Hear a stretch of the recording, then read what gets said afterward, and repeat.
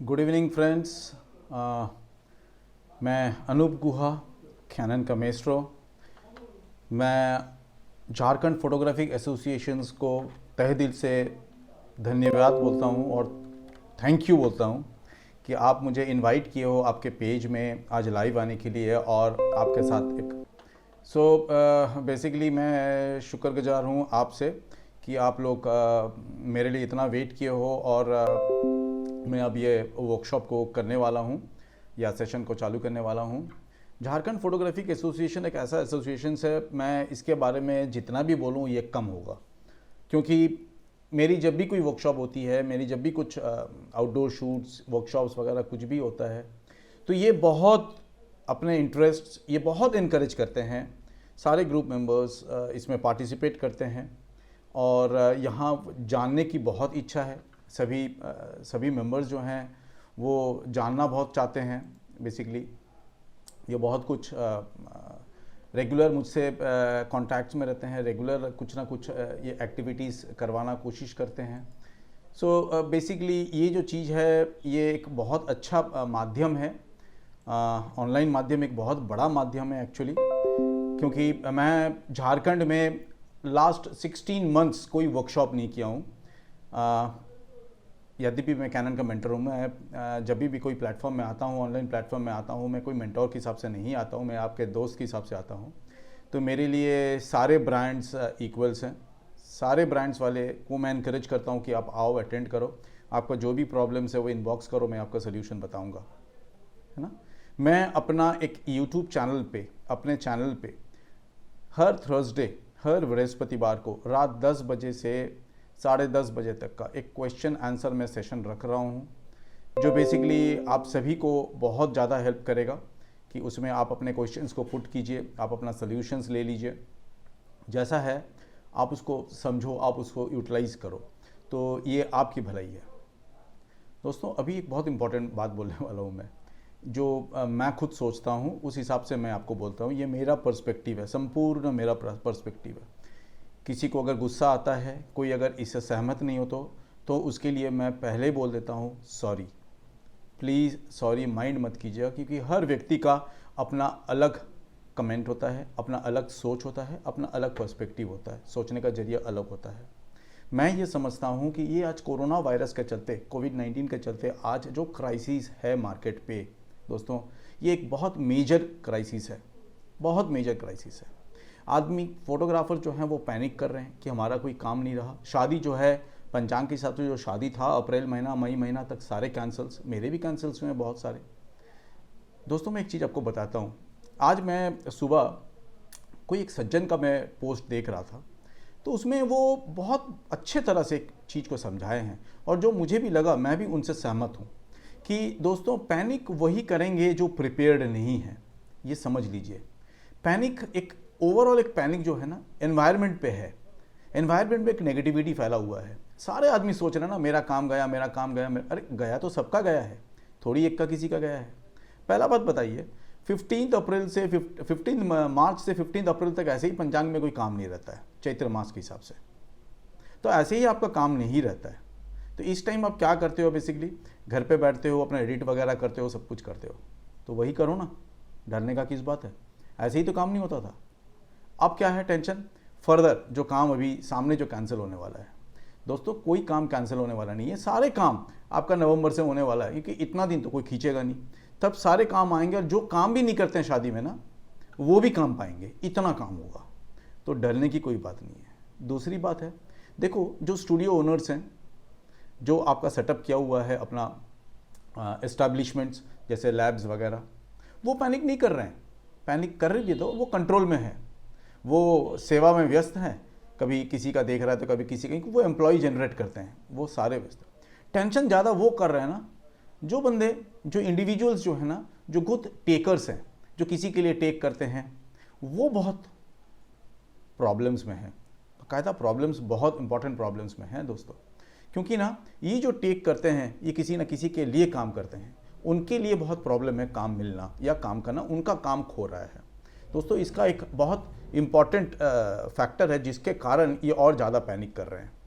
वो important factor है दोस्तों, ये जो मार्केट में ना काम के टाइम जो अंडरकट किया जाता है ना, कि कोई अगर बोला कि मैं 5,000 रुपया लेता हूँ, तो कोई अगर बोला मैं 1,000 में कर दूंगा, कोई अगर बोला 500 रुपये में कर दूंगा, है ना। तो ये जो आज होता है ना, इसके जरिए ये जो सेगमेंट जो ये चीज़ करते हैं बेसिकली, ये सेगमेंट का आज बहुत बहुत इम्पॉर्टेंट फेस कर, मतलब प्रॉब्लम सबसे ज़्यादा इसी सेगमेंट फेस कर रहे हैं। क्योंकि वो अंडरकट करने के चक्कर में क्या हुआ ना, वो रूजारू नहीं थे इस सिचुएशन का। अंडरकट करने के चक्कर में क्या हुआ, वो सिर्फ उस दिन का ही खाने का व्यवस्था किए हैं, वो कुछ बचा नहीं पाए हैं, क्योंकि वो अंडरकट इतना किए हैं कि उनको काम तो मिल गया पर उनका सेविंग्स कुछ नहीं हुआ। वो ही होते हैं जो खुद को अपग्रेड भी नहीं कर पाते हैं, वही होते हैं जो कैमरा अपग्रेडेशन नहीं कर पाते हैं, और वो फोटोग्राफर्स या कम्युनिटी को कोसते हैं या कंपनी को कोसते हैं। गलत भैया, अगर आप अंडरकट नहीं करते, आपके पास आज सेविंग्स होता, आप इतना टेंशन नहीं करते जितना कर रहे हो, और इतना तो निश्चिंत रहो। प्लीज़ दोस्तों, ऐसा मत करो, अंडरकट मत करो, इस फ्रैटर्निटी को बचाओ। मैं बार बार बता रहा हूँ, अंडरकट से क्या होता है ना, क्लाइंट को ही फ़ायदा होता है, आपको किसी एंगल से फ़ायदा नहीं होता है, आपकी क्वालिटी में कोई इंप्रूवमेंट नहीं होती है, क्योंकि आप कॉम्प्रोमाइज़ करके एक कैमरा खरीदते हो जो फाइनली आउटपुट दे नहीं पाता है। आप तब क्या करते हो, फोटोशॉप में जाकर बैठते हो। फोटोशॉप भी नहीं जानने के कारण आप सोचते हो क्यों मेंटर से सीखें यार, पैसा बचा लेते हैं, फ्री में सीख लेंगे। फ्री में कुछ नहीं मिलता दोस्तों, इतना समझ लो। फ्री में इतना ही मिलेगा जितना आप ले सकते हो। आप में वो दिमाग होना है, आप में वो ब्रेन होना है कि आप निकाल लो, निचोड़ लो फ्री में, है ना। सो ये समझा करो दोस्तों कि आज हम जो कम्युनिटी के लिए सोच रहे हैं, हम जो कम्युनिटी के लिए इम्प्रूवमेंट के लिए सोच रहे हैं, आज जेपीए है, कल बंगाल फोटोग्राफर एसोसिएशन है, कल ओडिशा फोटोग्राफर, कितने सारे एसोसिएशन है, सारे जो अप्रोच कर रहे हैं, ये सारे अपने मेंबर्स के लिए कर रहे हैं अप्रोच। ये समझा करो, ये आप अगर गुणवान हो, आप अगर ज्ञानी हो, आप अगर कैमरा को अच्छे से यूज़ कर सको, तो जब काम आएगा आपका, तब वो बहुत काम आएगा आपके लिए। एडवांटेज होगा कि आप अच्छे से काम करो, आप में कॉन्फिडेंस रहेगा। ये टाइम अगर निकल जाता है ना दोस्तों, आपको फ्री में सिखाने वाला कोई नहीं रहेगा। मेरे एक एक ऑनलाइन कोर्स 20-20 हज़ार, 40-40 हज़ार का होता है, अब मैं एंटायर फ्री में कर रहा हूँ। कारण यही है दोस्तों कि आप लोग घर बैठे हो, आप लोग थोड़ा सा भी अगर जान लेते हो ना, 10% भी आपका इंप्रूवमेंट होता है ना, तो अपना कम्युनिटी में इंप्रूवमेंट होगा, अपना फ्रैटर्निटी में इंप्रूव होगा। कस्टमर इसका बेनिफिट ले नहीं पाएंगे, कस्टमर आपको टोकेंगे नहीं, आप भी समझ जाओगे कि मेरे को क्या प्राइस देना है। आपको भी पता है कि आप क्या कर रहे हो, आपको भी पता है कि आपका प्राइस कहाँ होना चाहिए, ना कि आप खुद का प्राइस खुद गिराओ। प्राइस गिरने से, प्राइस डिस्काउंट देने से आपकी क्लाइंटेज कभी बढ़ नहीं सकती है, ये समझ लो दोस्तों। शायद मैं कुछ ज़्यादा ही आप लोगों को ये बात मैं बोल दिया हूँ। मैं ये उम्मीद करूँगा कि मैं एक्सट्रीमली सॉरी अगर मैं किसी को ठेस पहुँचाया हूँ, क्योंकि मेरा कोई इंटेंशन नहीं था किसी को ठेस पहुँचाना। अगर आप कैरेक्टर वाइज मुझे पहचानते हो आप लोग सभी, तो आपको अच्छे से पता होगा कि मैं कितना खुल मिल के आप सभी से मिलता हूँ, आप सभी से डिस्कशन करता हूँ। रात को 2-2, 3-3 बजे तक मैं डिस्कशन करता हूँ आपके हित के लिए। दोस्तों, बुरा मत मानिएगा, पर आज से इसको हम लोग चेंज करते हैं, कुछ सीखते हैं, अच्छे से जानकारी रखते हैं, और कस्टमर्स को बेनिफिट दो क्वालिटी से, ना कि पैसा से। पैसा आप कमाओ, आप मेहनत कर रहे हो, आप पैसा रोजगार करो, कमाओ। तो दोस्तों, thank you so much for इस ग्रुप में आने के लिए, यहाँ अटेंड करने के लिए, इस क्लास को अटेंड करने के लिए। अगर आप अगर एडमिन में से कोई अगर कमेंट देता है कि मैं चालू कर सकता हूँ अपने सब्जेक्ट को, और ये मैं जो थोड़ा इंट्रोडक्टरी था कि मैं आप सभी को इस कारण बोल रहा था कि जो टाइम है वो टाइम भी आपको मिल जाए अटेंड करने का इस क्लास को। मैं चाहता हूँ कि अभी हम फोटोग्राफी रिलेटेड टॉपिक्स लेके डिस्कशन करते हैं जो आप सभी के हित में है बेसिकली। ध्यान से समझ लीजिए, ध्यान से सोचिए। बंटी भैया, क्या मैं क्लास चालू कर सकता हूँ, शुरू करूँ? सारे ज्वाइन किए हैं कि और कुछ ज्वाइन करने वाले हैं? दोस्तों, आप thank you so much. Sobik Rahul More, you should not be sorry sir, thank you so much, क्योंकि ये मेरा एकदम अपने दिल से मैं बोल रहा हूँ। मैंने ये रियलाइज़ किया हूँ कि दोस्तों वही आज बहुत कष्ट में है ना जो बहुत ज़्यादा कॉम्प्रोमाइज़ किया है। अब ख्याल करके देखो, pricing factor is a very important factor. वो कुछ बचा नहीं पाया खुद के लिए, काम लेने के चक्कर में खुद नहीं बचा पाया। ये ज़रूरी था बोलना, और मैं फिर से तहे दिल से धन्यवाद बोलता हूँ झारखंड फोटोग्राफी एसोसिएशन को कि मुझे ये प्लेटफॉर्म आप दिए हो इसका काम करने के लिए। मैं लास्ट 16 महीने से झारखंड में एक भी वर्कशॉप नहीं किया हूँ दोस्तों। आज इस कोरोना के चलते ना हम आपसे मिल सके, ऑनलाइन प्लेटफॉर्म है तो मैं आज आपसे मिल सका। सो बी पॉजिटिव। इस कोरोना के चलते आपका सिर्फ खराब नहीं हुआ, आपका बहुत अच्छा हुआ, क्योंकि आप सारे मेंटर्स को ना आप घर में बैठ के आप क्लास कर रहे हो, जो कभी नहीं मिल पा रहा था आपको। फर्स्ट। दूसरा है, इस कोरोना वायरस के चलते ना आपकी एक हाइजीनिक हैबिट अच्छा हो गया। अभी आप मास्क पहनोगे, अभी आप जो कभी यूज़ नहीं करता था ना सैनिटाइजर, वो भी आज सैनिटाइजर लेके घूम रहा है। तो ये अच्छा है आपके लिए, बुरा कुछ नहीं है। तो कोरोना जाते जाते ना बहुत कुछ सिखा के जा रहा है ह्यूमन बींग्स को। हम कम्युनिटी में हमें बहुत बहुत कुछ सीख दे के जा रहा है ना। तो इसको बरकरार रखिए, keep your hygiene, maintain your hygiene, stay safe and always please अभी स्टे एट होम, है ना। सो अभी हम चालू करते हैं। So according to the topics, आज जो टॉपिक्स था वो बेसिकली ये टॉपिक था कि वेडिंग फोटोग्राफी जब हम लोग करते हैं, जब हम वेडिंग फोटोग्राफी में जाते हैं तो हमारा क्या होता है ना, वेडिंग फोटोग्राफी में ही एक मेजर सा प्रॉब्लम होता है। एक तो होता है कि हम जब करने जाते हैं वेडिंग फोटोग्राफी, हम पहले ना ये ख्याल करते हैं हमारे ऑपोजिट में कौन है, कौन आने वाला है। सुबह तक नहीं पता होता, शाम तक नहीं पता होता, जैसे पता हुआ अरे बाप रे बाप ये आया क्या, अच्छा ये वो फोटोग्राफर जो है आपका ओपोनेंट में, वो अगर आपसे कहीं औहदे में अगर बड़ा है तो आप थोड़ा सहमा के रहोगे, अगर औहदे में छोटा है तो आप बहुत दादागिरी करोगे, है ना। तो ये जो चीज़ है ना, ये इंडिविजुअल, देखो ये ह्यूमन बींग है, हम ह्यूमन बींग है, हमारा ये नेचर है, हमारा ये हरदम होगा, ये इससे आप भाग नहीं सकोगे। ये अपना बहुत इंपॉर्टेंट चीज़ है ये समझना कि ये हम लोग का साइकोलॉजी है कि हम सोचते हैं कि कौन है कौन है। ये मत सोचो दोस्तों कि ये सिर्फ आपके साथ होता है, ये हमारे साथ भी होता है दोस्तों। हम भी ह्यूमन बींग हैं, हमको मेंटर मतलब भगवान नहीं बन जाते कि हमको सब कुछ पता है, बिल्कुल नहीं। हम आपसे भी बहुत कुछ सीखते हैं, हम कल भी कुछ सीखे हैं जो आज मैं शेयर करूंगा। तो ये ना सीखने का जो प्रोसेस है ना, ये कभी एंड नहीं होने वाला है, और यही आपको और हमको ना जोड़ के रखता है।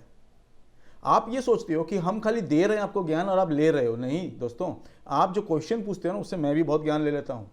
जो आंसर मुझे नहीं पता होगा ना, मैं रिकन्फर्म करूंगा अपने एक्सपर्ट से, मैं खुद अब फिर से इसको स्टडी करूंगा, रिसर्च करूंगा, अगला क्लास में फिर आऊँगा, जोर से झटका दूंगा, मैं आपको समझा के निकलूंगा। दोस्तों ये बहुत इंपॉर्टेंट है ये समझना कि आप कभी खुद को छोटा मत समझो, ये आपको कभी खुद को बहुत बड़ा मत समझो। नॉलेज जितना शेयर करोगे ना उतना बड़े होंगे आप। बस मैं तो ये पॉलिसी फॉलो करता हूँ दोस्तों, मैं उतना ही बड़ा हो सकता हूँ जब तक मैं आपको नॉलेज शेयर करूँगा। नॉलेज सिर्फ मेरे तक अगर रहा ना तो मैं एंड में ख़त्म उसी दिन।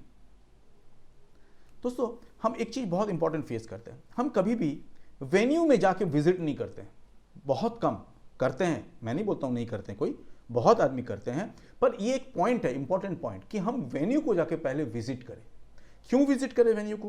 क्योंकि वेन्यू में ही होता है आपका शादी, और वेन्यू को अगर वेन्यू से अगर आप रूबरू नहीं रहेंगे ना कि वेन्यू में कहाँ नल है, कहाँ इलेक्ट्रिक पॉइंट है, कहाँ स्विचेस हैं, कहाँ प्लग्स हैं, कहाँ आप लाइट लगाओगे, रात को पोटा कहाँ लगाओगे, दिन में कहाँ पोटा लगाओगे, अगर ये चीज़ अगर आपको नहीं पता है तो आप बरकतार दोस्तों आप पीछे रह जाओगे। क्यों? क्या होगा ना, जब वरमाला होने वाला होगा, बारात आ चुका होगा, पोटा लगाते रह जाओगे। पोटा लगा तो वरमाला का टाइम आपका पोटा फ्यूज़ हो जाएगा, क्योंकि आपके पास बैकअप नहीं है, आप कोई बैकअप नहीं लेते हो। 3 पोटा से आदमी बोलता है कि 3 पोटा से तो पूरा शादी खत्म हो जाता। सर मैं बोलता हूँ अगर 10 भी ले जाओगे तो कम पड़ेगा। अगर उस लाइन पे अगर शॉर्टेज हुआ ना, आपका 2 पोटा गया, तो आप क्या बोलोगे क्लाइंट को कि भैया इस बार तो मैं शादी कवर नहीं कर पाऊंगा, अगले बार मैं 6 पोटा लेके आऊँगा, फिर आपका शादी कवर करूँगा। ऐसा तो नहीं बोल सकते हो ना दोस्तों। तो ये बहुत इंपॉर्टेंट चीज़ है कि जाके ना वेन्यू को अच्छे से स्टडी करो। वेन्यू में कहाँ प्लग पॉइंट्स हैं, कहाँ पानी के नल हैं, कहाँ आपको पीना है, कहाँ आप रेस्ट ले सकते हो, कहाँ आप अपने सामान को सिक्योरली सेव कर सकते हो। क्योंकि वेडिंग फोटोग्राफर का एक बहुत बड़ा इशू होता है कि सामान चोरी भी होता है हमारा, तो हमें उसे भी वो करना, गार्ड करना होता है। और कभी भी ना खुद को लिमिट मत करो दोस्तों। आपका काम है ना, तो एक असिस्ट को कैरी करो, एक असिस्ट को साथ में रखो, वो आपको हेल्प करेगा बहुत, क्योंकि आप सब जगह नज़र नहीं रख सकते हो। ये बहुत इंपॉर्टेंट है ये समझना कि आप क्या करना चाहते हो। सो दोस्तों हम ये चीज़ को बहुत इंपॉर्टेंट समझते हैं, वेन्यू को स्टडी करना is a very important factor for us. अब दूसरा जो है, वेन्यू के बाद दूसरा जो आता है बहुत इंपॉर्टेंट फैक्टर है लाइट्स। आज का टॉपिक जो है हमारा लाइट्स। अब ये लाइट्स को हम किस तरह से समझें? एक शब्द अगर बोलोगे लाइट्स, तो ये बड़ा आसान सा सब्जेक्ट है, सबको पता होता है। एंड एक्चुअली फोटोग्राफी जो है ना, वो स्टडी ऑफ लाइट ही है। तो ये कोई बहुत महान सा चीज़ नहीं है, ये बहुत आसान सा चीज़ है समझना। अगर आप खुद फील कर सकते हो ना, मैं हर चैप्टर में ना मैं अपने क्लास में ना हर बार ये चीज़ बोलता हूँ कि दोस्तों आप अपर्चर, शटर स्पीड, आईएसओ लेके इतना चिंता मत करो, ये कहीं भी देखोगे सीख जाओगे। पर एक और त्रिभुज है फोटोग्राफी में, वो है ऑब्जर्वेशन, एंटीसिपेशन और कॉम्पोजिशन। उसे ध्यान से समझो तो आपका ना फोटोग्राफी का जो स्किल है, जो मशीन चलाने का जो स्किल है, वो सबके पास समान होता है, बिकॉज वो साइंस है, वो लॉजिक है। अगर मैं शटर दबाता हूं तो पिक्चर आएगा, तो बंटी भैया शटर दबाएंगे तो पिक्चर आएगा, सुधीर भैया भी शटर दबाएंगे तो पिक्चर आएगा दोस्तों। पर बंटी भैया जो सोच रहे हैं वो अलग सोच रहे हैं मुझसे, सुधीर भैया जो सोच रहे हैं वो अलग सोच रहे हैं, संजय भैया जो सोच रहे हैं वो अलग सोच रहे हैं, भाटिया जी जो सोच रहे हैं वो अलग सोच रहे हैं। सबका सोच जो है ना वो अलग है। ट्रिगर ट्रिक करना सबका सेम है, सबका कैमरा में अगर आप ट्रिगर दबाओगे तो आपका शॉट मिल जाएगा, पर सबका सोच विचार जो है ना वो अलग है। मैं कुछ और देख रहा हूं, आप कुछ और देख रहे हो। आप 1 डिग्री साइड में अगर मुझसे खड़े हो तो आपको 10 डिग्री ज्यादा कुछ और दिख रहा है जो मुझे नहीं दिख रहा है उस पर्टिकुलर जगह से। दोस्तों ये जो होता है ना, इसे बोला जाता है पर्सपेक्टिव, यानी angles view, angle of view. ये किस तरह से क्या दिख रहा है, पर्सपेक्टिव, अपना सोच, मैं क्या सोच रहा हूं, मैं क्या कहानी बोलने वाला हूं, वो ज्यादा जरूरी है। फोटो लेने से पहले ना आप ये सोचो कि हमें क्या स्टोरी प्रेजेंट करना है, कि हमारा फोटो देख के ना आदमी को final and full and final समझ में आ जाए कि ये बंदा ना, ये फोटोग्राफर ये समझाना चाहता था। ना कि किसी को पूछ के बोलना पड़े कि ये क्या फोटो लिए हो भैया, ये क्या है, फिर आप जाके उसको समझाओ कि भैया ये तो ये है, गलत। ऐसा नहीं होता है। फोटोग्राफ जो लोगे आप, पहले सोचो, पहले सोचना मतलब इन फोटोग्राफिक टर्म उसे हम बोलते हैं विजुअलाइजेशंस। पहले विजुअलाइज करो क्या फोटो लेने वाले हो, कंपोज करो। कंपोज कैसे करोगे, रेफरेंस क्रिएट करो। कि अगर पकड़ लो फॉर एग्जांपल, किसी को अब बोला जाता है, कोई आदमी गांव में रहता है तो उसे 5 फोटो में भेजता हूं, 5 ब्रिज का फोटो भेजता हूं, ब्रिज, ठीक है ना, अपना हाजीपुर का ब्रिज, अपना हावड़ा ब्रिज, अपना विद्यासागर सेतु, वॉशिंगटन का ब्रिज, ऐसा कुछ 5 ब्रिज का फोटो मैं उन सज्जन को भेजता हूं गांव में जो कभी हावड़ा ब्रिज देखा नहीं हो, जो कभी कोई ब्रिज सुना है, बेचारा नाम सुना है, हावड़ा ब्रिज बहुत फेमस है, नाम सुना है, पर कभी देखा नहीं हो। अगर मैं उसके पास फोटोग्राफ रखता हूं और वो फोटोग्राफ देख के बोल देता है कि अरे भैया ये तो हावड़ा ब्रिज है, मतलब मैं जो समझाना चाहता था उस ब्रिज का फोटो लेके वो मैं कर दिया हूं, वो मैं सक्सेस हूं। कैसे? मैं अगर खाली सिर्फ हावड़ा ब्रिज का फोटो लेता हूं तो कैसे पता चलेगा? 10 को सैकड़ों और ब्रिज के जैसे हावड़ा ब्रिज भी एक ब्रिज होता और एक फोटोग्राफ होता है कि नहीं? वो नहीं होता एक्चुअली दोस्तों।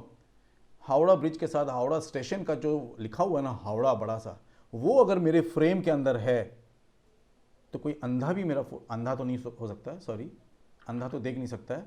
तो जो बंदा मेरा फोटो देखेगा, एक सेकंड में इसको ऑन करता हूं, हाँ, जो बंदा मेरा वो फोटोग्राफ देखेगा,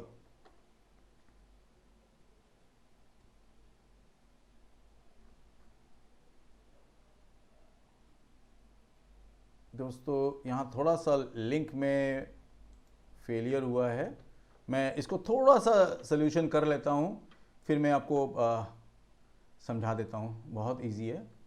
हाँ जी, अब शायद मैं मूव करने लगा हूँ, लाइव आने लगा हूँ जी। सो बेसिकली क्या होता है, जो हम समझाना चाहते हैं सबको, कि जैसे हावड़ा ब्रिज, ये जो कॉम्पोजिशन हुआ ना, इसको कॉम्पोजिशन बोला जाता है दोस्तों। Rule of third, rule of symmetry, rule of golden triangle, ये सारे जो रूल्स है ना, ये रूल्स कोई लोकसभा राज्यसभा से नहीं बना हुआ है, ये सारे ना एक पॉइंट्स हैं।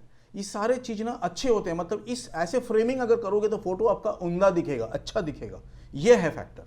तो ये फैक्टर बहुत जरूरी है समझना। साथ में आप जब भी कोई फ्रेम बनाते हो ना फोटोग्राफ का, तो उस फ्रेम में एक स्टोरी सोचो कि आपका फोटो देख के आपका स्टोरी जो आप समझाना चाहते हो वो समझ जाए, ना कि एक नॉर्मल सा फोटो ले लो। अगर आप पोर्ट्रेट भी किसी का खींचते हो तो उस पोर्ट्रेट में जान होना चाहिए, उस पोर्ट्रेट में इमोशन होना चाहिए। यानी कोई बात कर रहा है, कोई हंस रहा है, कोई मुस्कुरा रहा है, उसी टाइम क्लिक करो। ऐसा बुला के खड़े करके उसको फोटो मत लो, वो फेक कैंडिडेट होता है। दोस्तों दिखाने का तो बहुत कुछ होता है, हम दिखाते रहते हैं सबको, नहीं दिखाएंगे। हम फोटो तभी लेंगे हम हमको प्रैक्टिस हो जाए, हम जब मोमेंट कैप्चर करने सीख जाए। हमको मोमेंट कैप्चर कर रहे हैं, photography is capturing a moment दोस्तों। तो ये चीज आप ध्यान से समझो। तो मैं जब बात कर रहा था, घुमा के आ जाते हैं हम लोग लाइट्स पे। तो आज हम फोटोग्राफी में हमारा कैमरा इतना उम्दा हो चुका है, इतना डेवलप्ड हो चुका है, कैमरा में इतने सारे नए नए फीचर्स आए हुए हैं दोस्तों, मैं गारंटी से बोल सकता हूँ आप उस फीचर्स में 20% ही यूज़ करते हो, क्योंकि आप 80% से रूबरू नहीं हो। 80% जो है आप उसको इग्नोर करते हो। आप सोचते हो इस फीचर्स का मुझे कोई ज़रूरत नहीं है, मैं सीधा फोटोशॉप में बैठूंगा और मैं कर लूँगा। गलत दोस्तों, आप सारे कुछ अपने कैमरे से कर सकते हो। कोई भी ब्रांड का कैमरा हो, आप सारे कुछ आप खुद अपने कैमरे से कर सकते हो। दोस्तों, कैमरा आज के दिन में इतना डेवलप हो चुका है, पहले फोटोग्राफी होगा फिर फोटोशॉप होगा दोस्तों। सो पहले फोटोग्राफी, अगर फोटोग्राफर अगर कहलाते हो ना, तो आपको फोटोग्राफी को ढंग से सीखना है। फोटोशॉप को बाद में सीखो कि आपको लेस मैनिपुलेट करना पड़े। फोटोग्राफ को पहले विजुअलाइज करो, स्टोरी टेलिंग पहले विजुअलाइज करो, आसमान कैसा होना है। फोटोग्राफ्स को पहले सोच लो कि कैसे, क्या कहानी मुझे दर्शाना है, क्या कहानी मुझे दिखाना है, क्या कहानी मुझे सुनाना है, वो फोटोग्राफ्स होगा दोस्तों। फोटोग्राफ्स में बहुत सारे होता है। आजकल आपको कंपोजिशन सिखाना नहीं पड़ेगा, आप लोग सैकड़ों फोटो रोज फेसबुक, इंस्टाग्राम्स, व्हाट्सएप सब जगह देखते हो, और आप खुद ही जज कर सकते हो कौन सा फोटो आपका, आप बोलते हो अरे वाह सुपर फोटो, कोई बोलते हो चलता है यार ऐसा कुछ खास नहीं था, कोई अरे वाह यार दिखा दिखा दिखा फिर से दिखा, तो फिर घुमा के आप देखते हो अरे वाह क्या फोटो यार। तो वो जो वाव फैक्टर जो हुआ ना, वो वाव फैक्टर उस फोटोग्राफ में लाइट के कारण नहीं हुआ है दोस्तों, कलर्स के लिए नहीं हुआ दोस्तों, वो मोमेंट कैप्चर किया आप उसके लिए हुआ है दोस्तों। तो आपको वो मोमेंट कैप्चर करना है दोस्तों, उसे बोला जाता है वाव मोमेंट। कोई नहीं बोलता है वो वाव कलर, वाव लाइट, नहीं, वाव मोमेंट। सो आप उस मोमेंट को कैप्चर करो, आप देखो आपको सुपर लगेगा, सुपर। आपका आंसर आप जो चाहते हो बेसिकली वो सब कुछ आपके सामने रहेगा जब आप कहानी सोचने लगोगे। ये तो आपका क्रिएटिव पार्ट फोटोग्राफी का, और ये क्रिएटिव पार्ट एक एसेंशियल पार्ट है जहां आपको लाइट जो आपका चैप्टर है उसे समझना है। जैसे आप लाइट समझोगे, फिर आप कैमरा को समझो कि कैमरा में हम कैसे लाइट को कैद करें, लाइट को कैप्चर करें। कैमरा एक इंस्ट्रूमेंट है जो आपको लाइट को कैप्चर करता है। तो पहले आप सोचोगे ना, आप फ्रेम को सोचोगे तभी ना आप लाइट को कैप्चर कर सकोगे। तो पहले आप फ्रेम सोचो, लाइट सोचो, कैसे होगा। लाइट्स क्या होता है, बहुत तरह का लाइट्स होता है। कुछ होता है डायरेक्ट लाइट्स, जैसे कोई सोर्स से अगर लाइट आ रहा है, अगर सूरज से लाइट जो आ रहा है उसे हम बोलते हैं इंसिडेंट लाइट। दूसरा एक लाइट होता है रिफ्लेक्टेड लाइट, यानी लाइट किसी भी ऑब्जेक्ट में रिफ्लेक्ट होकर जब आपके रेटिना पे आता है, आपके आंख में आता है, तभी वो सामान दिखता है। ऐसा तो लाइट्स चारों तरह है। मैं जो मॉनिटर देख के बात कर रहा हूँ, मॉनिटर के पीछे भी लाइट है, पर क्या मुझे मॉनिटर के पीछे दिख रहा है? नहीं दिख रहा दोस्तों, नहीं दिख रहा है। क्यों नहीं दिख रहा है? वहां तो लाइट है। यानी लाइट फैक्टर नहीं है देखने के लिए, लाइट जरिया नहीं है देखने का। लाइट एक सिर्फ हाँ एक जरिया है देखने का, पर लाइट क्या है? लाइट रिफ्लेक्ट होकर आपके आंख तक आएगा तभी आपको दिखेगा।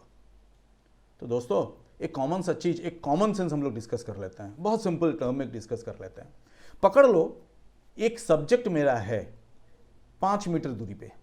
ध्यान से सुनो दोस्तों, एक सब्जेक्ट है आपका 5 मीटर दूरी पे, एक सब्जेक्ट है आपका 10 मीटर दूरी पे, एक सब्जेक्ट है आपका 20 मीटर दूरी पे। 3 सब्जेक्ट हुआ आपका, एक 5 मीटर पे है, एक 10 मीटर पे है, एक 20 मीटर पे है। आपका लाइट सोर्स जो है, आपके पीछे से लाइट सोर्स आपके सब्जेक्ट में गिर रहा है। लाइट सोर्स सेम है। मैं सूरज नहीं पकड़ रहा हूं, सूरज पकड़ूंगा तो फिर तो चलेगा, वो भी अच्छा एग्जाम्पल है, सूरज भी पकड़ सकते हो, चलो कोई बात नहीं, सूरज भी पकड़ो। तो क्या हुआ, आपके पास 3 सब्जेक्ट है अलग अलग डिस्टेंस में, कोई 5 फीट पे है, 5 मीटर पे है, कोई 10 मीटर पे है, कोई 20 मीटर पे है। तो आपको क्या लगता है कौन सा लाइट, कौन सा सब्जेक्ट का लाइट रिफ्लेक्ट होकर पहले आपके आंख में आएगा? ये सोचो पहले ठंड दिमाग से। 100% एक चीज तो पहले आएगा, जो नजदीक का है उसका लाइट जल्दी रिफ्लेक्ट होकर आपके आंख तक आएगा। पीछे वाला ज्यादा ट्रैवल करेगा तो ज्यादा टाइम लगेगा आने में, और पीछे वाला 20 मीटर वाला और ज्यादा टाइम लगेगा ट्रैवल करने में, तो वो और बाद में आएगा। दोस्तों ये जो लाइट ट्रैवल कर रहा है वो एक स्पीड पे ट्रैवल कर रहा है, कोई एक पर्टिकुलर स्पीड पे ट्रैवल कर रहा है। अभी आप सोच लो, आप जो शटर दबाते हो, आप जो अपना शटर दबाते हो जिससे आपका इमेज कैप्चर होता है, वो इमेज आप जैसे कैप्चर कर, बहुत जल्दी शटर दबा दिए, तो क्या हुआ, हो सकता है कि आपका सब्जेक्ट जो नजदीक का है उसका रिफ्लेक्ट लाइट आपका आंख तक पहुंचा तो वो दिख गया आपको, बाकी दोनों का लाइट पहुंच नहीं पाया, कोई यहां आके फंस गया, कोई यहां आके फंसा। क्या आप देख सकते हो वो इमेज को? दोस्तों आप उस इमेज को देख नहीं सकते हो। यानी डिस्टेंस एक बहुत इंपॉर्टेंट फैक्टर है लाइट ट्रैवल करने का, है ना। इसका बाकायदा ऑप्टिक्स में इसका बाकायदा एक थ्योरी है, एक लंबा सा फॉर्मूला है, पर वो फॉर्मूला आपके लिए इंपॉर्टेंट नहीं है फोटोग्राफर के लिए। आपके लिए इंपॉर्टेंट है ये कॉमन सेंस रखने के लिए कि दूर का चीज को अगर कैप्चर करना है तो सिंपल टर्म में शटर स्पीड को स्लो करो, तो दूर का लाइट भी आएगा, दूर का कलर्स भी आएगा। कलर्स कहां से आता है दोस्तों? सिंपल टर्म में सोचो ना, कलर्स क्या होता है? कलर्स आपका लाइट का टेम्परेचर है, वो है आपका कलर, है ना। आप जो विजिबल स्पेक्ट्रम जिसे हम तो बोलते हैं ना, violet, indigo, blue, green, yellow, orange, red, जो हमें दिखता है, जो कलर, सातों कलर जिसे हम इंद्रधनु बोलते हैं ना, वो सातों कलर जो हैं अलग अलग फ्रीक्वेंसी का है। तो हमारा जो लाइट है उस लाइट का टेम्परेचर होता है, और वो टेम्परेचर इसका कलर को मैनिपुलेट करता है या मेजर करता है या डिटरमिन करता है ना, कि रेड हुआ, ब्लू हुआ, टेम्परेचर ज़्यादा है तो ब्लू हुआ, टेम्परेचर कम है तो रेड हुआ। तो ये सारे जो हैं, ये सारे जो कलर्स हैं, ये लाइट से बनता है। उसीलिए ना आप फोटोग्राफी में देखोगे, आप जो कलर्स को कंट्रोल करते हो, वो कंट्रोल आप किस चीज़ से करते हो? केल्विन से करते हो। और केल्विन क्या होता है? केल्विन टेम्परेचर का यूनिट है, लाइट का यूनिट नहीं है। केल्विन टेम्परेचर का स्टैंडर्ड इंटरनेशनल यूनिट है। तो हम कैमरा में, फोटोग्राफी में हम केल्विन का इंपॉर्टेंस ज़्यादा दे रहे हैं, लक्स, ल्यूमिनस का नहीं दे रहे हैं, जो लाइट का यूनिट है। चलिए भूल जाइए यूनिट, सिंपल सरल भाषा में समझते हैं। हमको उतना कठिन भाषा में समझ के फोटोग्राफी नहीं समझना, हमको सिंपल भाषा में समझना है। मैं जितना सिंपल समझा हूं उतना सिंपल आपको समझाऊंगा, बहुत सिंपल। आपको समझ में आ गया? जितना दूर का चीज़ है उसके लिए ज़्यादा टाइम दीजिए ताकि वो लाइट पहुंच सके आपके आँख तक, कलर्स पहुंच सके आप तक। यानी एक चीज़ आप अभी श्योर हो गए, जल्दी अगर शटर बंद करते हैं तो कम लाइट अंदर आएगा, तो कम कलर्स आपके पास अंदर रहेगा।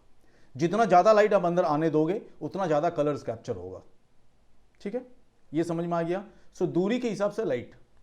नंबर 2, जब हम वेडिंग, शादी की फोटोग्राफी करते हैं, शादी की फोटोग्राफी में क्या होता है? एक बहुत इंपॉर्टेंट फैक्टर होता है कि ये जो लाइट्स जो जलते हैं हमारा, कोई सामने से लाइट जला देता है, कोई पीछे से लाइट जला देता है, कोई कुछ भी लाइट जला देता है। सबसे दिक्कत तो होता है जब कोई ऑपोजिट एंड में भी रहता है, वो भी अपना दिखाना चाहता है, आप भी अपना दिखाना चाहते हो, यानी ईगो सुपर डुपर हाई। दोस्तों ईगो से आप गिरोगे, चढ़ोगे तो नहीं। आपका आज तक तो इतिहास में ऐसा नहीं हो कि ईगो से कोई ऊपर चढ़ा है, ईगो से सारे बंदे नीचे उतरे हैं, फिर भी इंसान में वो ईगो रहता है ना। ईगो एक ऐसा कैरेक्टर है ना, इंसान को ऊपर नहीं चढ़ने देता, वो खींच के नीचे उतार देगा। तो भैया ईगो मत करो ना। अगर ओपोनेंट बंदा लाइट जला रहा है तो उससे जाकर दोस्ती यारी हाथ मिलाओ, बात करो, कोई भी हो जाए, वो क्या है, वो भी इंसान है, आप भी इंसान हो, वो भी फोटोग्राफर है, आप भी फोटोग्राफर हो। आज बुरी वक्त पे वो भी साथ में है आपका, आप भी उसके साथ हो, तो फिर काम का टाइम क्यों गैर?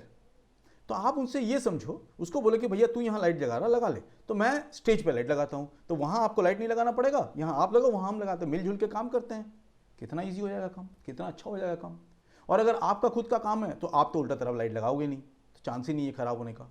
सो ये जो बेसिक कॉन्सेप्ट है ना, ये सिर्फ लाइट से नहीं होता, ये लाइट को कैसे आप मैनेज करोगे ये बहुत इंपॉर्टेंट है।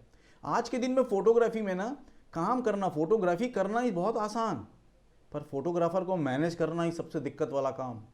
कि आप ख्याल करके देखोगे, अगर 4 बंदे को लेकर आप शूट करोगे ना, जब वरमाला होगा, जब आप देखोगे सारे फोटोग्राफर्स का सेम शॉट है। कारण यह है कि सभी चाहते हैं कि उसका शॉट अच्छा हो, कोई ये कॉम्प्रोमाइज नहीं करना चाहता है कि भैया तो ले रहे पोर्ट्रेट, भैया को छोड़ दो। कोई अगर क्लोजअप ले रहा है, दोनों का खाली ले रहा है, तो उसको छोड़ दो, हम वाइड में लेते हैं। नहीं, उसको भी क्लोजअप चाहिए, उसको भी दिखाने की गलत। तो उसीलिए शूट करने से पहले डिसाइड कर लो कौन क्या शूट करने वाला है, दिस इज वेरी इंपॉर्टेंट। तब क्या होगा ना, लाइट्स कैसे यूज होगा, वेरी इंपॉर्टेंट। पहले ही हम लाइट को सेटअप करेंगे। कैसे सेटअप करेंगे? एक तो है कि लाइट सेटअप करना बहुत आसान होता है। आपके पास अगर 2 पोटा है, 2 पोटा से काम बनेगा, 3 पोटा है तो सुभान अल्लाह बहुत अच्छा काम बनेगा। कैसे सेटअप करोगे? एक पोटा को आप की लाइट के हिसाब से यूज करो, कहीं भी रखो in front of your subject 45 degree पे। कैसे 45 डिग्री चुनोगे? कैसे? स्केल लेके जाओगे कि ये प्रोट्रैक्टर लेके जाओगे? कुछ भी लेके नहीं जाओगे। एज ए फोटोग्राफर लेते तो जाते भी नहीं हो, लेके जाओगे भी नहीं, बड़ा आसान सा चीज़ है। हाथ को ऐसे फैलाओ, ये 45 डिग्री ही है, तो सब्जेक्ट अगर यहाँ है उससे 45 डिग्री दूर पे एक लाइट लगाओ, ऐसे एंगल में, जिसे हम लोग रेमरेंट बोलते हैं। तो 45 डिग्री पे आप लाइट को रख दो, तो गजब एक लाइट इफेक्ट आएगा, जिसका शैडो एक साइड गिरेगा, दोनों साइड नहीं गिरेगा। तो आपको एक 3 डायमेंशनल इफेक्ट मिल जाएगा। है ना। तो ये रहा सब्जेक्ट। मैं अगर सब्जेक्ट हूं तो मैं 45 डिग्री एंगल पे अपना लाइट पहले सेटअप करूंगा, एक गया। दूसरा है कि मैं चाहूंगा, इसका शैडो तो इधर से आ रहा है, मैं चाहूंगा थोड़ा सा इस जगह पे थोड़ा हाईलाइट करूं।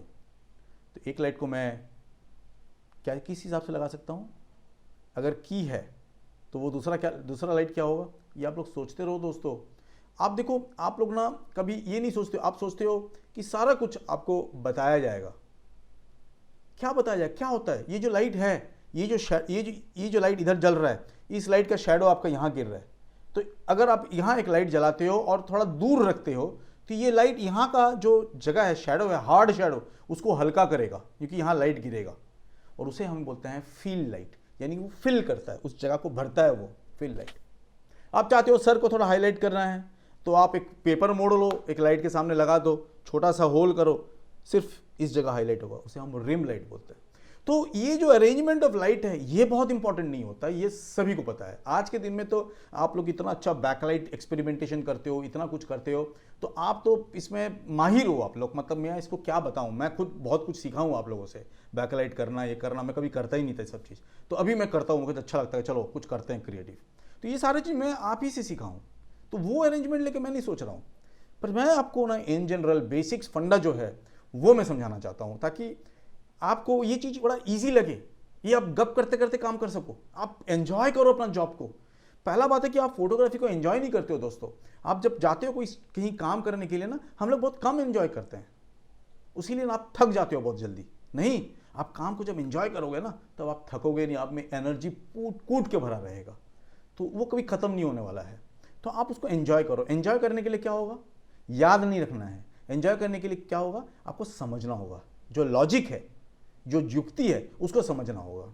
मैं समझा दिया, लाइट सिंपल, एक यहाँ रखो, इसका जो शैडो यहाँ गिरेगा उसको हल्का करने के लिए यहाँ एक लाइट रखो, इसको की लाइट बोला तो इसको फील लाइट। ये रट्टा मारने का नहीं है, आपको नाम नहीं याद रखना है, आप समझो लाइट कहाँ रखना है। हाथ को ऐसा करो, अगर यहाँ रखो या यहाँ रखो, सिंपल, दैट्स इट। तो इसको लेके आप इतना मत सोचो, नाम लेकर मत सोचो, लाइट समझो कहाँ रखना है। ये गया।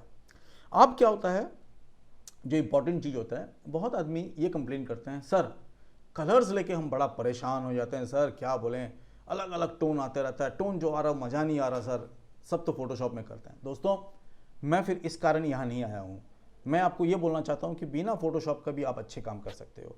आप 60 to 70% आपका इमेज को और बेहतर कर सकते हो, जितना आप कर रहे हो उससे और बेहतर कर सकते हो। कैसे? 2-3 छोटे छोटे चीज़ें, नुस्खे हैं, ये नुस्खे को आपको समझना है, आपको याद रखना है, तो आपका काम और आसान हो जाएगा और इजी हो जाएगा। नुस्खे बहुत सिंपल सा।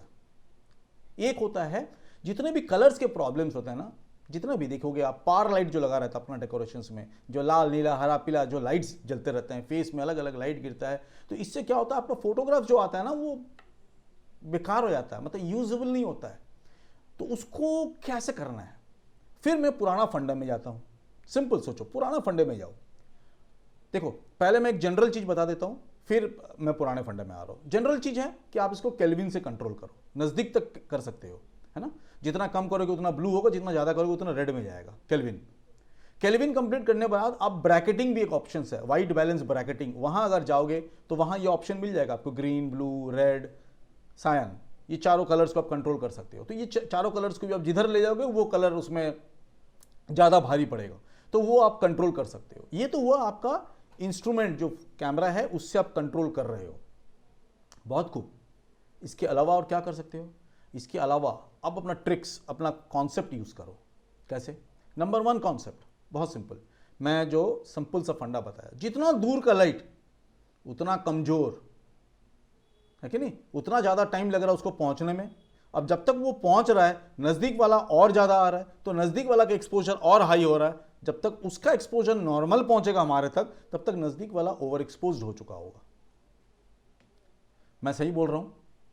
अगर सही बोल रहा हूं तो और अच्छा से समझो। जब कलर्स आते हैं ना, पकड़ लो कि लाल रंग का लाइट जल रहा पीछे, सामने अगर वाइट लाइट है तो क्या, कौन सा लाइट पहले पहुंचेगा? वाइट वाला। तो शटर स्पीड अगर थोड़ा फास्ट कर देते हो तो रेड का जो प्रभाव है वो कम हो जाएगा। सिंपल टर्म में सोचो, उसका प्रभाव कम हो जाएगा। यानी मैं इनडायरेक्टली आपको एक कॉन्सेप्ट समझा रहा हूं, जो आप ध्यान से सोचो कि जब आप पोर्ट्रेट्स वगैरह लेते हो ना, लाल नीला हरा पीला अगर इफेक्ट कर रहा ना स्टेज में, बहुत सिंपल, नज़दीक में एलईडी लाइट लगा दो। मतलब वो लाल नीला हरा पीला से सामने आप लगाओ, यानी सब्जेक्ट के नज़दीक में आपका लाइट लगाओ, एलईडीज या पोटा, जो उस लाइट को ओवरकम करेगा। आपका लाइट का प्रॉब्लम, कलर्स का प्रॉब्लम सॉल्व हो जाएगा दोस्तों। ये मैं बता रहा हूं 70% आपका प्रॉब्लम सॉल्व हो जाएगा। ये बहुत इंपॉर्टेंट फैक्टर है समझना। लाइट की दूरी, डिस्टेंस जितना नजदीक रखोगे जो लाइट, उस लाइट का ही प्रभाव, उस लाइट का ही इंटेंसिटी, आप उस लाइट का ही कलर्स इफेक्ट करेगा आपके स्किन पे। तो आप नजदीक में अपना लाइट लगाओ जो ओवरकम करे लाल नीला हरा पीला को, तो देखना लाल नीला हरा पीला जो है ना उसका इफेक्ट घट जाएगा। आपको वो परेशानी नहीं होगा जो नॉर्मली वो परेशान करता है आपको शादी वादी में।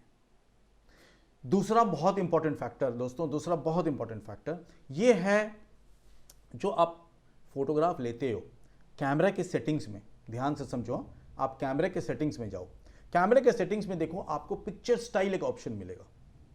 तो ये पिक्चर स्टाइल्स क्या काम करता है, ये पिक्चर स्टाइल कैसे काम करता है, ये समझना बहुत जरूरी है। ये अगर समझ जाते हो ना, तो लाइट चीज का जो कैरेक्टर है लाइट का ना, वो लाइट का कैरेक्टर आपके लिए, आपके तल्ले में रहेगा। लाइट्स के लिए पढ़ाई नहीं करना पड़ेगा दोस्त, ये कॉमन है, कॉमन सेंस है। आप विजुअलाइज करो, लाइट को स्टडी करो, देखो, सारे कुछ सॉल्यूशंस आपके नजदीक है, आपके सामने है। दूसरा जो ऑप्शन से मैं जो बता रहा था अभी, कैमरे के अंदर जाओ जहां आपको पिक्चर स्टाइल मिलेगा।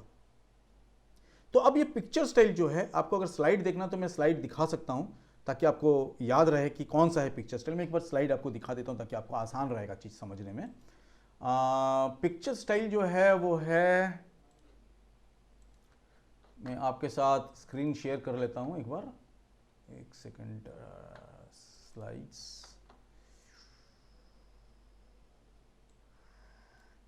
Picture style. दोस्तों ये है आपका पिक्चर स्टाइल, इसे हम पिक्चर स्टाइल बोलते हैं। ये क्या होता है, अलग अलग पिक्चर स्टाइल्स होते हैं, है ना। कभी न्यूट्रल होता है, कभी फेथफुल होता है, कभी स्टैंडर्ड होता है, कभी विविड होता है, ऐसे अलग अलग नेम दिया हुआ है। ये सारे जो नेम दिए हुए हैं ना, अच्छा इस पेज से मैं अच्छा दूसरा एक में दिखाता हूँ जहाँ और भी बहुत कुछ है। जी इसमें है बहुत कुछ, सो मैं इसको इनलार्ज करता हूँ ताकि आप लोग सभी को समझ में आए। दिख रहा होगा अभी, देखो आपको दिख रहा होगा, इसमें स्टैंडर्ड है, पोर्ट्रेट है, लैंडस्केप है, न्यूट्रल है, फेथफुल है, मोनोक्रोम है। ये अलग अलग जो स्टैंडर्ड्स है ना, ये अलग अलग है। इसे हम बोलते हैं ना सीन, मतलब इसे हम सेट करके रखे हैं, प्री सेट किया हुआ है, यानी कलर्स के हिसाब से, पिक्चर की शार्पनेस के हिसाब से इसे हम सेट करके रखे हैं। तो ये बहुत इंपॉर्टेंट है समझना कि हम क्या कर रहे हैं, कौन सा पिक्चर स्टाइल लें। मेरे ख्याल से 70% आदमी इसको तो यूटिलाइज करते ही नहीं है कैमरा में, पर ये सबसे इंपॉर्टेंट फैक्टर है जो आपका फोटोग्राफ्स में कलर्स का फैक्ट मतलब डिसाइड करता है, डिटरमिन करता है। ये बहुत इंपॉर्टेंट फैक्टर है। जैसे स्टैंडर्ड हुआ, तो इसमें आप देखो, आप इसको सीक्वेंसली अगर देखोगे ना तो क्या होता है, पहला वाला जो है ये शार्पनेस है, दूसरा जो है वो कॉन्ट्रास्ट है, तीसरा जो है वो सैचुरेशन है, चौथा जो है वो कलर है ना। तो अब क्या होता है, जब ये चीज होता है तब देखो स्टैंडर्ड में क्या है, ये शार्पनेस को थोड़ा बढ़ा के रखा, यानी स्टैंडर्ड मोड में जब पिक्चर लोगे आपका पिक्चर बकायदा शार्प होगा, कॉन्ट्रास्ट थोड़ा कम होगा, पिक्चर देखने में अच्छा लगता है। पर ध्यान से समझो दोस्तों, आप लोग अगर अच्छे से फोटो ले नहीं सके और आप अगर पोस्ट प्रोडक्शंस में ज़्यादा डिपेंडेंट हो, तब क्या होगा, ये जो +3 बना हुआ ना, इसको उतार आप खाली 0 तक ही कर सकते हो, क्योंकि मैनिपुलेशन जो आपका फोटोशॉप में होता है वो +3 या -3 तक ही होता है, उससे ज़्यादा नहीं कर सकते हो। उससे ज़्यादा करोगे तो खराब हो जाएगा। तो अगर आप 0 पे होते, जैसे पकड़ लो कि न्यूट्रल मोड में आप 0 पे हो या फेथफुल मोड में आप 0 पे हो, अगर ये मोड में अगर पिक्चर लेते तो पोस्ट प्रोडक्शंस में आप +3 भी कर सकते या 0 से -3 भी जा सकते थे। आपके पास ऑप्शन था -3 शार्पनेस यानी सॉफ्ट करने का ऑप्शन था पिक्चर को, या प्लस यानी शार्प करने का ऑप्शन भी होता। इस केस में, स्टैंडर्ड केस में, आप शार्पनेस तो ले लिए हो, उसको अनशार्प नहीं कर सकते हो, उसको आप सॉफ्ट नहीं बना सकते हो।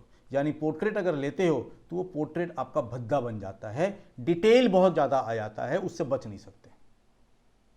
आप पोर्ट्रेट मोड में जाते हो, उसमें देखो शार्पनेस 2 दिया हुआ है, क्या जरूरत है। मैं न्यूट्रल में पिक्चर लूंगा, 0 में लूंगा, सारा कुछ को मैं 0 रखूंगा, मैं जैसा चाहूंगा वैसा पोस्ट प्रोडक्शन में सेटअप करूंगा, पिक्चर कुछ खराब नहीं लगेगा। जो पिक्चर को मुझे एडिट करना है उसको मैं एडिट कर लूंगा, सिंपल। ये कौन सा बड़ा बात है, बहुत बड़ा बात नहीं है ये। तो ये चीज़ को आपको समझना है कि किस तरह से ये काम करता है। तो इंडिविजुअली एक एक चीज़ कैसे आप सेटअप करते हो, देखो इसमें बहुत इंपॉर्टेंट चीज़ है। जैसे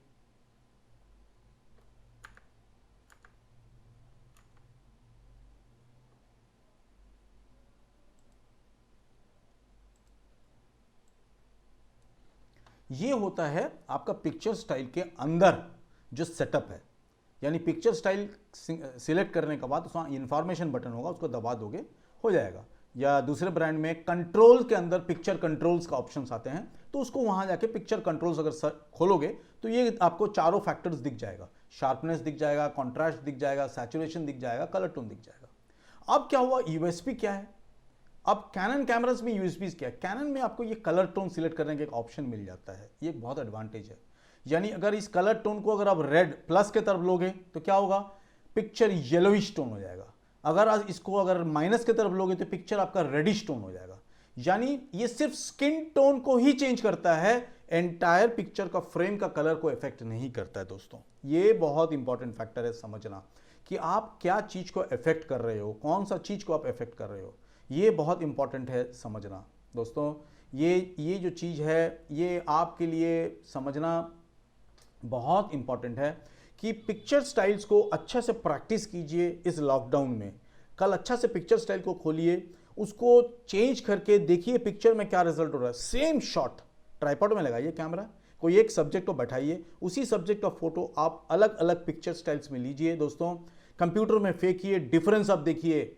मैं बोलने वाला कोई नहीं हूँ दोस्तों, मैं कोई मेंटर पैदा नहीं हुआ था या मैं कोई पढ़ा लिख के बहुत ज्ञानी भी नहीं बन गया हूँ। मैं आप सभी से ये शेयर इस कारण कर रहा हूँ कि मैं भी इसको कभी यूटिलाइज नहीं किया था आज से 6-5 साल पहले। जिस दिन से मैं ये समझा और जिस दिन से मैं इसको यूटिलाइज करने लगा, पिक्चर का क्वालिटी यहाँ से लेके यहाँ तक हो चुका है। दोस्तों अब क्वालिटी अगर यहाँ से यहाँ हुआ मतलब दोस्तों आप अच्छे से समझ सक रहे हो, तो आपको मनीष भैया भी हायर कर सकते हैं, अच्छा फोटोग्राफर हो आप, है ना, तो अच्छा पेमेंट भी आपको मिलेगा, अच्छे जगह पे आप शूट करने पाओगे। तो ये चीज़ आपको, आप सभी को ये चीज़ बहुत समझना है, सुनना है, सबसे बड़ों से सीखो, है ना। आर्ग्यूमेंट पे मत जाओ, सीखने के लिए बहुत त्याग करना पड़ता, बहुत सेक्रीफाइस करना पड़ता, वो आपको करना है। तो अब आया प्रॉब्लम्स, जो हम बेसिकली फोटोग्राफी में जो प्रॉब्लम्स हम फेस करते हैं, तो वो प्रॉब्लम क्या फेस करते हैं, ये प्रॉब्लम हम यही फेस करते हैं, लाइट्स रिलेटेड प्रॉब्लम्स यही फेस करते हैं। कभी क्या होता है, जनरली आप ख्याल करोगे हल्दी के टाइम, सुबह जब हल्दी की टाइम होती है तो हमारा क्या होता है ना, अपना बिहारी शादी में क्या होता है, मरवा मटकुन जो होता है, ऊपर में शामियाना लगा रहता है, तो ऊपर में लाल पीला हरा रंग अलग अलग कलर्स के शामियाना लगे रहते हैं। तो उसमें क्या होता है, ऊपर से अगर सूरज है, डे लाइट जो अंदर आता है, उसमें क्या होता है, मेरे नूर भाई जो है तो वो ना ये बड़ा अच्छा टर्म यूज़ करता है, मुझे बड़ा अच्छा लगता है उसका ये टर्म। जब भी वर्कशॉप हम लोग दोनों एक साथ करते हैं ना, वो टर्म यूज़ करता है और मुझे बड़ा मजा लगता है सुनने में। वो क्या बोलता है ना, जो लाइट अंदर छन के आता है ना, तो छन के क्या आता है, अगर आपका लाल शामियाना है तो लाल लाइट छन के आएगा, अगर ग्रीन शामियाना है तो ग्रीन लाइट आएगा। तो आपका सारे फोटोज में ना रेडिश इफेक्ट आएगा, सारे फोटो में आपका वो इफेक्ट आएगा।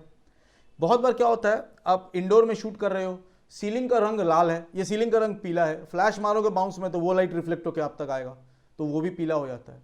तो दोस्तों आपको पता होता है, मैं यही चीज आपको बात बोल रहा था कि आप पहले सुबह जाकर आप वेन्यू को स्टडी करो, एक दिन पहले जाकर वेन्यू को देखो कौन सा वेन्यू है, उसमें शामियाना लगा है, उसमें वॉल का क्या कलर है, उस हिसाब से आप मेंटली प्रिपेयर करो खुद को। अगर मैं इंडोर में शूट कर रहा हूं या मैं शामियाना के अंदर में शूट कर रहा हूं, तो मैं शूट उसी एरिया में कर रहा हूं, तो मैं उस एरिया को पहले एक बार सेटअप कर लूंगा, मैं लाइट को, कलर्स को। पहला है वाइट बैलेंस लेके एंटायर फ्रेम का सेटअप करूंगा, फिर वाइट बैलेंस ब्रैकेटिंग करके जितना तक हटाना मैं हटा दूंगा। तीसरा है पिक्चर स्टाइल, जहां जाकर मैं किसी एक सब्जेक्ट को खड़ा करके उसका स्किन टोन मैच कर लूंगा, जो कैनन में कलर टोन्स के हिसाब से है, वो यूनिक है कैनन का, तो वो आप यूज कर सकते हो, है ना। तो उससे क्या होगा, आपका कलर्स परफेक्ट हो गया उस एम्बियंस के लिए। दोस्तों एक चीज समझ लो, अब बहुत इंपॉर्टेंट मैं एक ट्रिक बोल रहा हूं वेडिंग फोटोग्राफर्स के लिए। आप लोग देखोगे जो मोड्स होते हैं ना कैमरा में, बेसिकली ये जो आपके यहाँ जो मोड बटन जो होते हैं कैमरा में, ये मोड बटन जो होता है उसमें आप देखिएगा मैनुअल मोड है, एवी मोड है, टीवी मोड है, पी मोड है ना, ऑटो मोड है। अब उसके साथ एक और मोड होता है C1, C2 एंड C3, इसे हम बोलते हैं कस्टमाइज्ड मोड। दोस्तों उसे हम कस्टमाइज्ड मोड बोलते हैं। कस्टमाइज्ड मोड्स का फायदा क्या है, वो समझने का है दोस्तों। मैं कभी भी आज तक ये वर्कशॉप में नहीं बोला था, आज आपको बोल रहा हूँ, ये पहला बोल रहा हूँ मैं अगला फिर से बोलूँगा कोई और वर्कशॉप में जाऊँगा तो, क्योंकि इसका इंपॉर्टेंस बहुत है। ये जो अभी छन्नी, ये जो अब छन रहा था लाइट, और ये जो सिचुएशन में अपना कलर को जो मैं एडजस्ट किया हूँ, इस कलर को जो मैं सेटअप किया हूँ, इसको मैं क्या करूँगा ना, सीधा चले जाऊँगा सेटअप कस्टमाइज माई सेटिंग्स बोल के, वहाँ ऑप्शन है C1 C2 C3। मैं C1 को क्लिक करूँगा, ऑप्शन आएगा all the settings will be registered to C1, यानी मैं जो कलर्स का सेटिंग्स अभी यहां किया हूं, फोकस का सेटिंग्स जो भी मैं यहां किया हूं, वो C1 के हिसाब से रजिस्टर्ड हो गया। कितना आसान है दोस्तों, हो गया ना। छोड़ दो, आपके पास टाइम है, आउटडोर आओ जाओ, क्योंकि फिर क्या करेंगे, मरवा लेके मटकन लेके जो भी है वो बाहर जाएंगे, कुएं में जाएंगे। आउटडोर में आप शूट, डे लाइट में भी बहुत कुछ शूट करना होता है, लड़की को लेके आप बाहर में कुछ शूट करते हो, लड़के के लेके बाहर जाके कुछ पोर्ट्रेट वोर्ट्रेट भी लेते हो, तो वो हुआ डे लाइट। बाहर चले आओ, डे लाइट में जाके एक सब्जेक्ट को खड़ा करके आप अपना लाइट वाइट कलर्स वगैरह को सेटअप करो, करके उसको रजिस्टर्ड करो C2 पे, हो गया ना। आप जो सेटअप किए C1 indoor, C2 outdoor. Indoor कौन सा आपके हिसाब से, आज का जो इंडोर है वो, कल दूसरा कुछ इंडोर हो सकता है, कल ऊपर पीला के जगह लाल हो सकता है या हरा हो सकता है, तो वो आपके हाथ में नहीं है। तो कल का कल सोचना, आज का आज सोचो। तो आज क्या करना है, उसको C1 C2 में सेटअप कर दिया। अब जैसे मैं इंडोर किया, मैं मोड को C1 कर दिया, अपने आप मेरा कैमरा क्या हुआ ना, C1 मोड पे आ गया, सारा कलर सेटिंग मेरा उस मोड का मिल गया, जो भी सेटिंग था AV-TV जो भी मोड था मेरा उस सेटिंग्स में आ गया। आराम से मैं क्लिक किया, कोई टेंशन नहीं। आउटडोर जैसे किया मैं इसको C2 कर दिया, बाहर आके मैं फोटो ले लिया। कौन सा बड़ा दिक्कत हुआ मुझे बताइए। फोटोग्राफी बहुत सिंपल है दोस्तों, आपके कैमरे में सारे ऑप्शंस हैं, सारे कुछ आपके कैमरे में है, तो आपको एक बार भी बाहर जाना नहीं पड़ेगा। थोड़ा दिक्कत करो, थोड़ा सीखो, और ये टाइम है आपका सीखने का दोस्तों, ये समझ लो। आपको अगर फ्री में सीखना है तो ऐसे पेज में आते रहिए, आपको अगर पैसा देके सीखना है, गुरुदक्षिणा देके सीखना है, तो मैं अपना ऑनलाइन कोर्स चालू कर दिया हूँ। उस ऑनलाइन कोर्स में आप इनबॉक्स मुझे कर सकते हैं, बहुत ही मिनिमम प्राइस में मैं ये ऑनलाइन कोर्स कर रहा हूँ। दिन में 1 घंटे का रहेगा, 7 दिन का रहेगा, तो आप बहुत मिनिमम प्राइस में वो सीख सकते हो। मेरा यूट्यूब चैनल है, मैं उसमें लाइव आता हूँ, हर थर्सडे रात को 10 बजे मैं लाइव आता हूँ, वहाँ आप अपने क्वेश्चंस को लेके आओ, मैं लाइव आपका क्वेश्चन सॉल्यूशंस करूँगा। दोस्तों आज वेडिंग में हम जो प्रॉब्लम फेस करते हैं, ये प्रॉब्लम कुछ भी नहीं रहेगा दोस्तों। अगर किसी का कोई क्वेश्चंस वगैरह कुछ पूछना है तो पूछ सकते हो, या कुछ बताना है तो आप कमेंट सेक्शंस में लिखो, बताओ। और एल्स मैं आज इस कोर्स को, इस चीज़ को मैं आज यहीं एंड करता हूँ। और शुक्रगुजार है कि आप लोग सब वॉच किए हो, थैंक यू सो मच। आप लोग अगर शेयर करते हो, कुछ अगर कमेंट्स लिखो, कोई क्वेश्चंस अगर है तो बताओ मुझे दोस्तों। संदीप कुमार गुप्ता, निकॉन में set picture control, yes picture control है दोस्तों निकॉन में। जुलन, निकॉन में भी ऑलमोस्ट सेम ही है, सेटिंग्स थोड़ा अलग है, यस। देखो सेटिंग्स अलग कुछ नहीं होता ना, आपको ना क्या होता है, कैनन क्या है, दूसरा ब्रांड क्या है, फर्क नहीं पड़ता है दोस्तों, लैंग्वेज सेम होना चाहिए, मतलब समझो। अगर कैनन में 1 शॉट है तो निकॉन में सिंगल शॉट है, बात तो एक ही हुआ है, मतलब तो एक ही हुआ है। तो आप लोग ना वो वैसा स्पेसिफिक मत बन जाओ, मीनिंग समझो। कोई भी अगर टर्म कहीं लिखा हुआ है उसका मीनिंग समझो। शार्पनेस अगर लिखा हुआ है, कोई बोलेगा उसका फाइननेस, कोई बोलेगा उसका डिटेल, मतलब तो एक ही हुआ। कितना फाइन है वो एक कोई बता रहा है, कितना डिटेल है एक कोई बता रहा है, तो मतलब सेम ही होता है। तो मीनिंग अब समझो वर्ड का, जो है ना सबसे ईजी है। अंग्रेजी का डिक्शनरी पकड़ो, जो भी टर्म आपको दिखेगा ना मैनुअल्स में, एक बार डिक्शनरी लेके एक बार उसको मतलब समझ लो हिंदी में, बस सिंपल, और कुछ नहीं चाहिए। फोटोग्राफी आप कोई भी कैमरा लेके कर सकते हो। आज मुझे कोई भी कैमरा दो, मैं कोई भी कैमरे का ऑपरेशन कर दूंगा। कैमरे का ऑपरेशन सिंपल, वो एक्सपोजर सिस्टम ही रहेगा, वही फोकसिंग सिस्टम रहेगा, और वही कलर साइंस रहेगा। अब नामकरण जो है सबका अलग अलग है, तो वो आप समझो, वो नामकरण आपको मीनिंग समझना पड़ेगा। Akhilesh ji thank you so much for watching. Rani ji thank you so much. Jatin Gop thank you. Kali Kalyan Maharana thank you so much, thank you so much. आप सभी वॉच किए और आप लोग इनबॉक्स किए, सारे इनबॉक्स के आंसर्स भी होपफुली मैं दे दूंगा। मेरे साथ मेरे एक्सपर्ट सर भी हैं, जीतू सर, वो आप लोगों को आंसर देते रहेंगे पीछे। और ये शायद पेज में रहेगा भी। संजय दा, मनोज गोराई जी, सभी को मैं रिक्वेस्ट करता हूं कि इसको आप पेज रख दीजिए, ताकि वो ज़्यादा से ज़्यादा देख सके, तो उनको भी जो अटेंड नहीं कर पाए उनके लिए भी ये हेल्प होगा।